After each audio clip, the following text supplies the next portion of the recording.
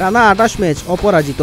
গত বছর আর্জেন্টিনা ও ব্রাজিলকে হারিয়ে দেওয়া উরুগুয়েকেও ছাড় দিল না হামেস রদ্রিগেজের কলম্বিয়া। মার্সেলো রিয়েলসার দলটিকে বলা হচ্ছিল এবারের কোপা আমেরিকার অন্যতম সেরা এক দল। ট্যাকটিক্সের কারণেই উরুগুয়ের পক্ষে বাজি ধরেছিলেন অনেকে, কিন্তু নেস্তর লরেঞ্জের দলটা যেন রীতিমতো অপ্রতিরোধ্য। লাতিনের খেলায় শিল্পের ছাপ হারিয়েছে বহু আগেই, সেই জায়গায় এখন এসেছে শরীরী ফুটবল। উরুগুয়ে এবং কলম্বিয়ার ম্যাচেও দেখা গেল তা। 6 হলুদ কার্ড, 1 লাল কার্ড আর 24 ফাউলের ম্যাচের ফল নির্ধারণ করলেন জেফারসন লারমা।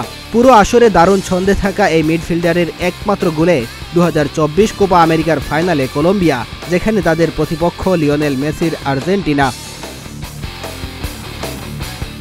বাংলাদেশ সময় আগামী সোমবার মায়ামির হার্ড রক স্টেডিয়ামে এবারের কোপা আমেরিকার ফাইনাল খেলতে নামবে আর্জেন্টিনা ও কলম্বিয়া।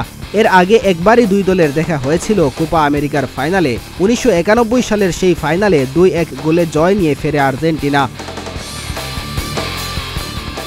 নর্থ ক্যারোলিনায় তাই দারুণ এক ফুটবলের অপেক্ষায় ছিলেন ফুটবলের ভক্তরা, কিন্তু দুই দলের কারো খেলাতেই দেখা গেল না সুস্পষ্ট পরিকল্পনার ছাপ। কলম্বিয়া বরাবরই হামেস রদ্রিগেজ এবং লুইস দিয়াজের গতিশীল ফুটবলের ওপর নির্ভর করেছে।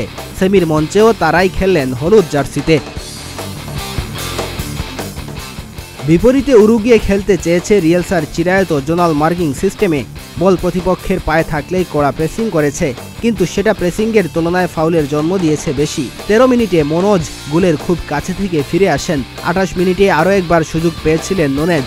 এবারও সেই একইভাবে শেষ ডিফেন্ডারকে পাশ কাটিয়ে চলে গিয়েছিলেন গোলের খুব কাছে, কিন্তু ফলাফল একই, বল রাখতে পারেননি পোস্টে।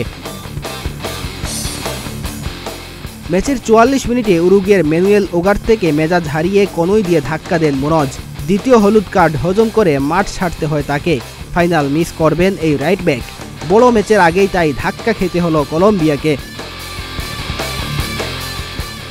ম্যাচের এরপরের বড় মুহূর্ত এসেছে 88 মিনিটে। কলম্বিয়ার মিডফিল্ডার কাস্তানোর শট ফিরে আসে ক্রসবার থেকে, তবে তাতে আক্ষেপ করার কিছু ছিল না কলম্বিয়ার জন্য।